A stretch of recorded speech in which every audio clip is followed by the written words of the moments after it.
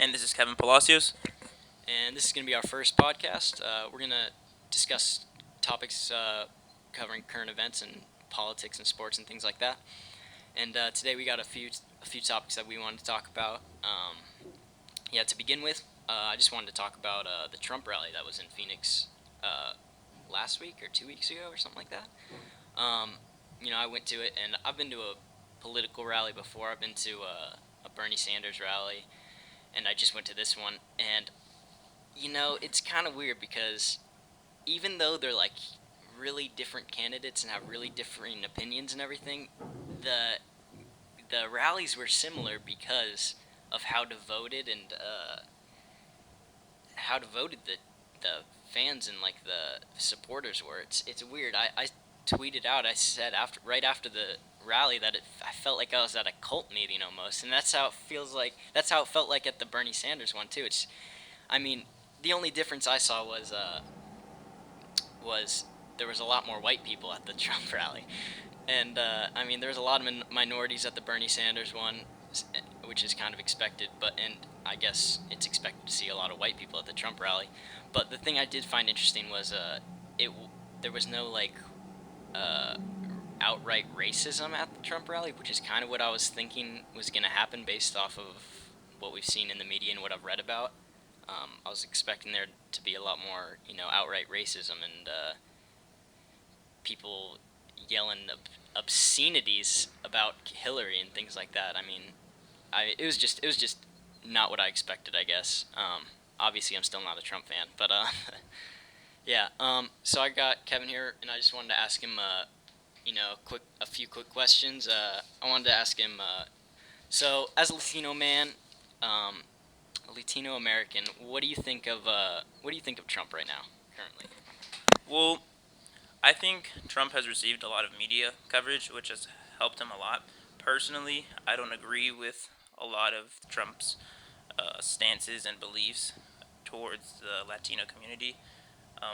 Deportation, immigration, I think, first and foremost, are quite nearly impossible to deport 13 million people. At the same time, I don't know how he's getting away with some of the racial slurs that he's put out, not only against Latinos, but against other communities. So I'm not for him, obviously, as a Latino man, and I don't know how other Latinos can support him. Yeah, obviously you're not speaking for the entire Latino American community, but yeah, it's even like other Republicans were talking about how ridiculous it is to think to even deport 11 million immigrants and how crazy that is. And I think that's pretty funny that he just still supports that. Um, what about Hillary? What do you think of her? Well, I think out of the two candidates, I would support Hillary more. I think she is more in favor of the Latino community. But having said that, I'm still not sold on Hillary.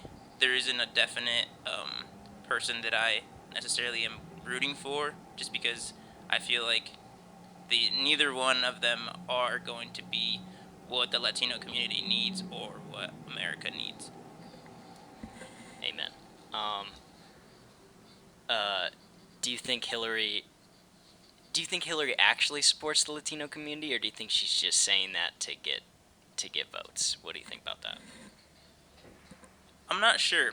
I think Hillary has changed her position on several things throughout her political career. So it's kind of hard to say no. I think she definitely supports the Latino community or other minorities. At the same time, I think it's also hard to say that she doesn't. Um, so I'm not really sold on either idea, to be honest. Yeah, it's kind of tricky to comment on. I can see that. All right, we're gonna wrap up this segment right now, and we're gonna transition over to our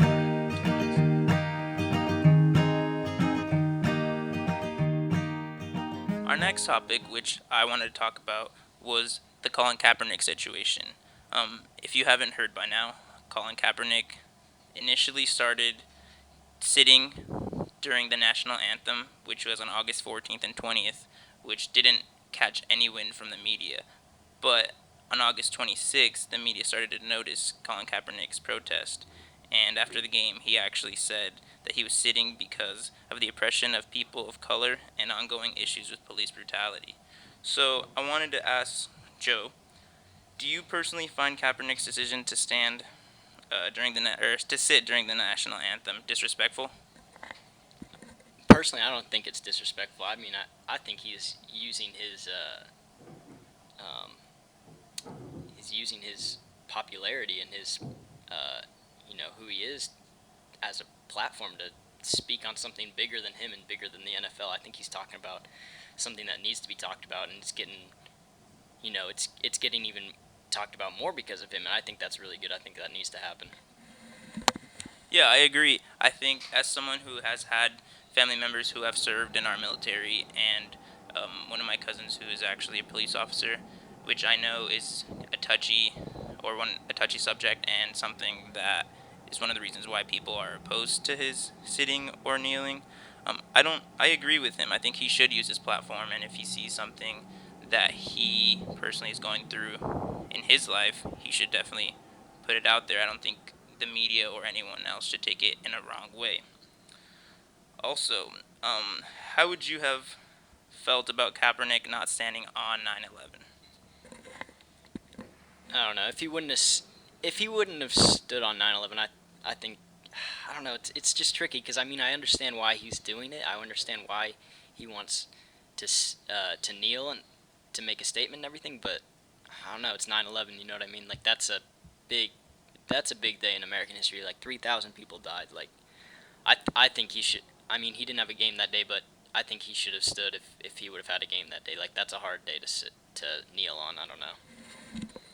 Yeah, I agree. I think it would have been hard for him to validate the fact that he is kneeling or not standing during such a tragic day in American history.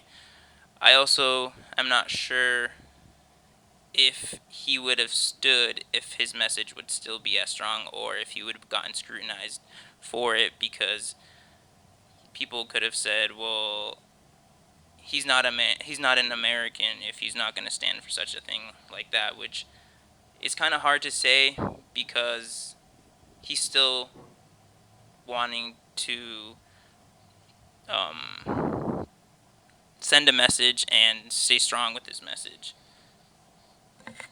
Yeah, and people are you just said he wouldn't be an American if he wouldn't have stood that day, but I feel like people are scrutinizing him and saying he's not an American because he's not standing anyway. But I think that's so against America. It's like he has the freedom to do that if he wants to, and it's like if you want to go to a place where you have to stand for the national anthem, go to North Korea. You know what I mean? Go to North Korea. Yeah, that's the basic principle of this whole thing is that our soldiers go to other places to fight for our freedom and give us the option if we want to stand or if we want to sit. And also in the NFL handbook, it doesn't say that you have to stand for the national anthem. So I think it's also funny that he's getting scrutinized because of that, when really it says in the handbook that he doesn't have to. And our last question is there a difference between kneeling and sitting during the national anthem? Um, yeah, that's kind of a weird one too. It's like I don't know. I view kneeling as more respectful, but I mean they're both being used to send a message. It's just I don't know. The pictures I've seen of him sitting are I don't know. He just looks less respectful. I don't know. That's a bad way to put it, but he looks like I don't know. He's about to just chill during the game rather than he's still if he's kneeling he's still he's still honoring America. I guess I don't know. It's hard to explain. Yeah, and I think if he were to sit, that would be more disrespectful. But the fact that he initially started kneeling and talked to Boyer, who's a former NFL player and someone who was in our military, he actually advised Kaepernick to kneel because it's a more of a sign of respect for our country.